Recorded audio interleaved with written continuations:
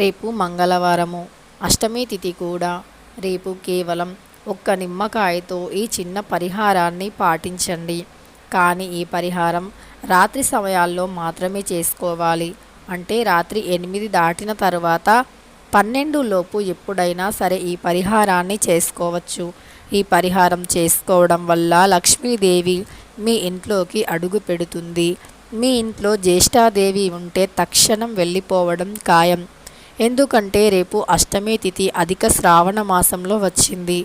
అలానే అష్టమి తిథి రోజు నిమ్మకాయతో ఈ పరిహారాన్ని చేయడం వల్ల ఎంతటి దుష్టశక్తి మీ ఇంట్లో ఉన్నా సరే వెంటనే వెళ్ళిపోతుంది. అలానే జ్యేష్ఠాదేవి మీ ఇంట్లో తిష్ట వేసుకొని కూర్చున్నా సరే వెంటనే వెళ్ళిపోవలసిందే. ఎందుకంటే నిమ్మకాయతో పరిహారం కాబట్టి జ్యేష్ఠాదేవికి నిమ్మకాయ అంటే చాలా ఇష్టం. అలానే జ్యేష్ఠాదేవిని ఇంట్లో నుండి తరిమివేయడానికి నిమ్మకాయ ఎంతో బాగా ఉపయోగపడుతుంది.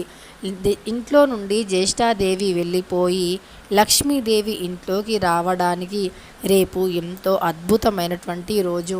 లక్ష్మీదేవికి ఇష్టమైనటువంటి రోజు మంగళవారం అష్టమి తిథితో కలిసి వస్తుంది.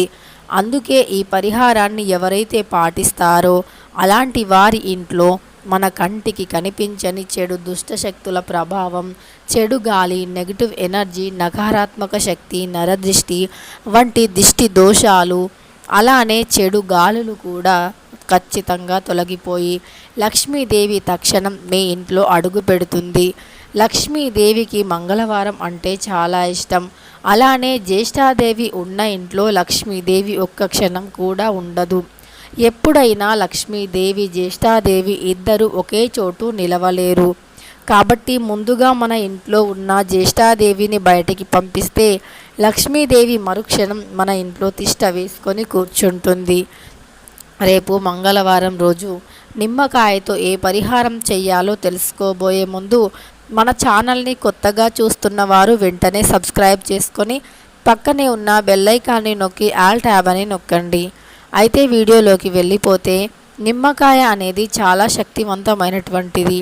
ఇంట్లో ఉండే ఆర్థిక సమస్యలు, ఆర్థిక ఇబ్బందుల నుండి మనల్ని బయటికి పడేస్తాయి. అంతేకాదు చాలామంది ఎంతో కష్టపడి సంపాదించిన సొమ్ము చేతిలో నిలవట్లేదని బాధపడుతూ ఉంటారు. అష్ట కష్టాలు పడి చెమటూర్చి సంపాదించిన సొమ్ము అవసరాలకి కూడా సరిపోవట్లేదని ఎంతోమంది చింతిస్తూ ఉంటారు. అలాంటి వారి పట్ల లక్ష్మీదేవి అనుగ్రహం లేదు అని గ్రహించుకోవాలి.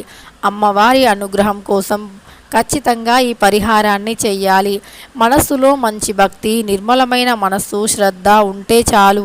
లక్ష్మీదేవి ఖచ్చితంగా అనుగ్రహిస్తుంది. మీ కష్టానికి తగిన ప్రతిఫలాన్ని ఇస్తుంది. చాలామంది అంటుంటారు, నేను ఎన్ని పూజలు చేసినా ఫలితం రావట్లేదు అని. అయితే ముందుగా మనం చేసిన పాపాలేంటో ఒకసారి గుర్తు తెచ్చుకోవాలి.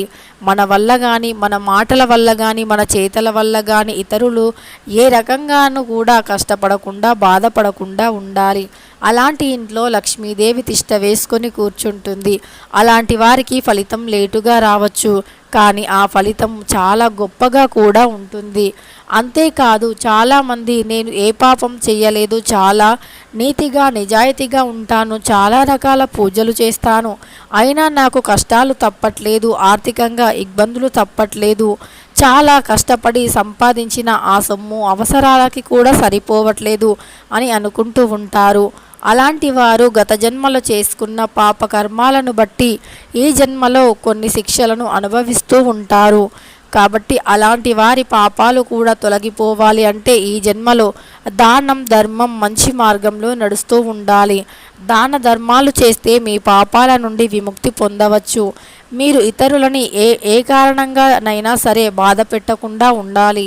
ఇతరుల పట్ల గౌరవ మర్యాదలను చూపించాలి. ఇతరులను మనం మర్యాదించడానికి, గౌరవించడానికి వారిలో డబ్బు ఉందా లేదా అని చూడకుండా వారిలో మంచి మనస్సు ఉందా లేదా అని చూడటం చాలా ఉత్తమం. డబ్బు ఉన్నవారికే గౌరవాన్ని ఇవ్వాలి అనుకోవటం మూర్ఖత్వం.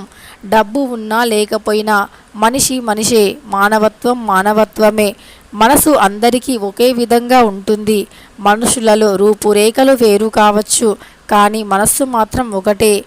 ఎవరిని గిల్లినా ఒకే రకంగా నొప్పి ఉంటుంది. అలానే ఎవరిని బాధ పెట్టినా బాధ ఒకే రకంగా ఉంటుంది.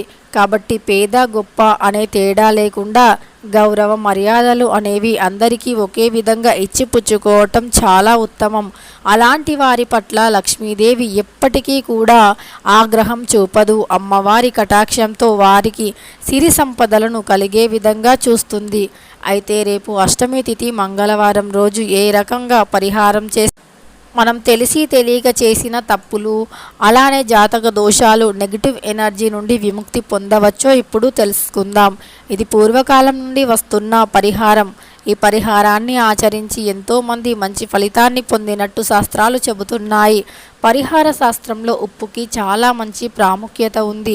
దొడ్డుప్పు అంటే లక్ష్మీదేవికి ఇష్టం అని, దొడ్డుప్పు సముద్రం నుండి వస్తుంది అని, క్షీరసాగర మదనం జరిగిన తరువాత లక్ష్మీదేవి కూడా సముద్రం నుండి ఉద్భవించింది అని, అంతేకాదు విష్ణుమూర్తి కూడా సముద్రంలోనే నివాసం ఉంటారు అని శాస్త్రాలు చెబుతున్నాయి.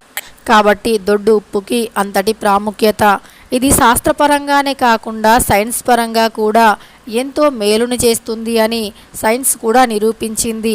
గాలిలో ఉన్న చెడు నెగటివ్ ఎనర్జీని లాగేసుకోవటంలో నిమ్మకాయ దొడ్డుప్పు చాలా ముందుంటాయి అని సైన్స్ కూడా నిరూపించింది. అంతేకాదు ఏ ఇంట్లో అయితే దొడ్డుప్పుని అధికంగా వాడుతూ ఉంటారో అలాంటి ఇంట్లో ఎప్పటికీ ఆర్థికపరమైనటువంటి సమస్యలు రావు అని శాస్త్రం చెబుతుంది.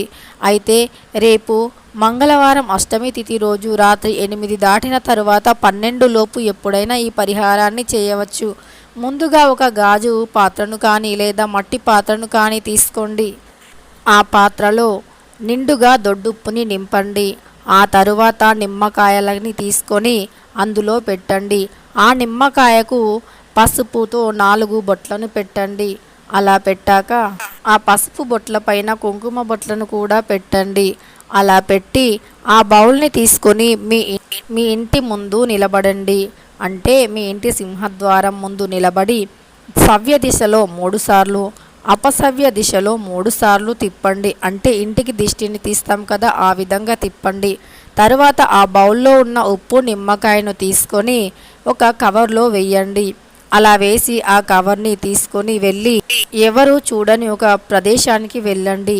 అక్కడ ఆ నిమ్మకాయను తీసి మీ కాలు కింద వేసి మీ బలాన్ని అంతా ఉపయోగించి గట్టిగా ఆ నిమ్మకాయను తొక్కండి.